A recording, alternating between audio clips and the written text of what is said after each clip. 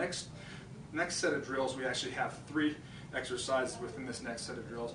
And these are kind of, again, foundational strength drills for us to develop some progression steps for some drills that are coming up later in the later phases.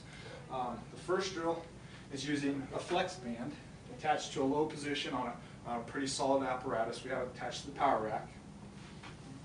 What we're going to do is we're going to step over the band, we're going to grip with 2 hands and step out. So it'll look as such. Have my arms nice and straight, have my elbows kind of braced against my trunk.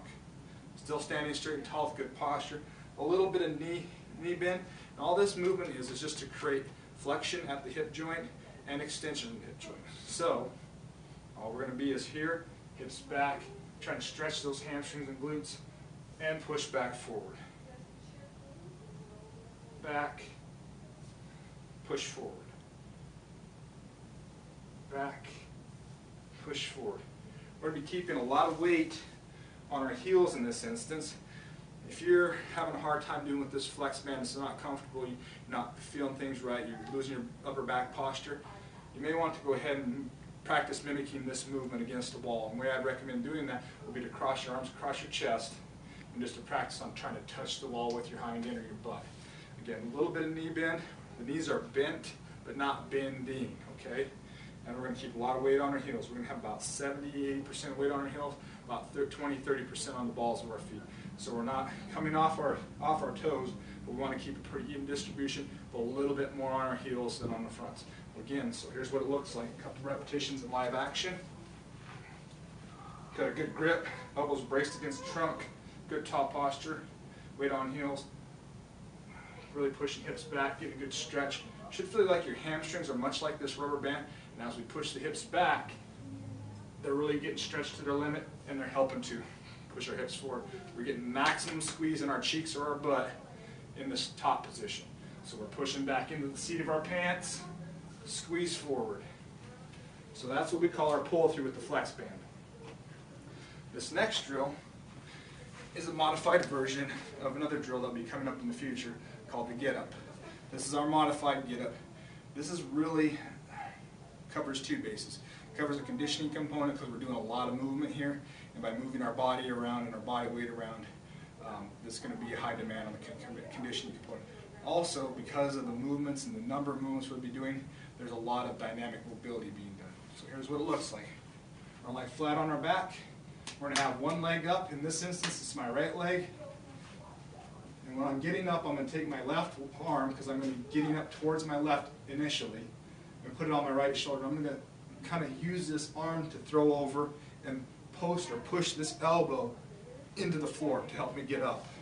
So I'm creating a little bit more momentum to help me with my trunk to get up off the floor. So I'm not just having to basically sit up from the floor. I'm using my upper body to help get me up into this position. So again, it looks like here. I'm using this arm and shoulder and upper body to help create that force to help get me up. From there, I'm going to push my arm in, get all the way seated to upright. From here, I'm starting to move left. And this is where it gets a little tricky for some of you. From here, the leg that is up is always guiding the movement. So let's watch real quickly. I'm going to go to this right leg and right hip, and I'm going to come to all fours. I'm staying right in the same position that I've been all along. I've just rotated. From here, we're going to go what we call into a high hips position. So we're going to be here, basically making a triangle from our wrists to our up to our hips, and our hips down to our ankles. From there, we're going to dive into it. We're going to squeeze glutes real firmly, get a big stretch on the front of our hips and into our quads. Arms nice and straight and tall. And then we're going to come back up again.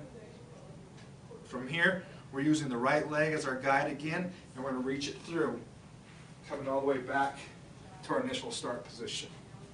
Okay, now let's take a look at a couple repetitions in full motion.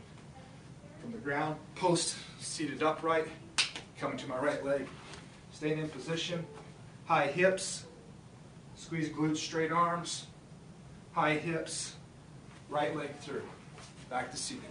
One more time, left arm on right shoulder, posting up to seated, right leg's the guide, to the hips, stay in position to all fours, high hips, dive in, squeeze glutes, straight arms, high hips, right leg through.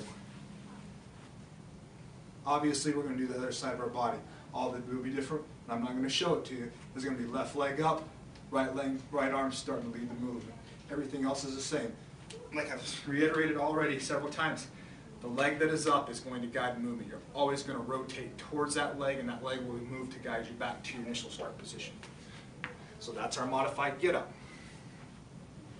Our third drill in this complex is a single arm rotational overhead press.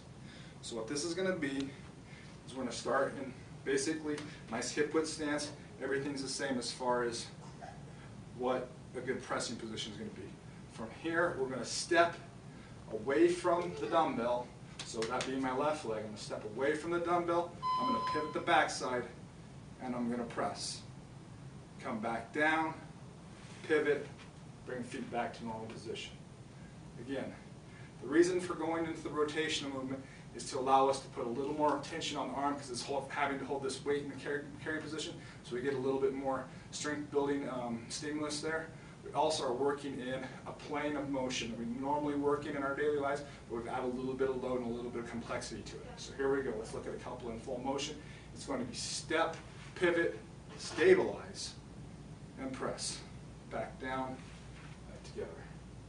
Step, pivot.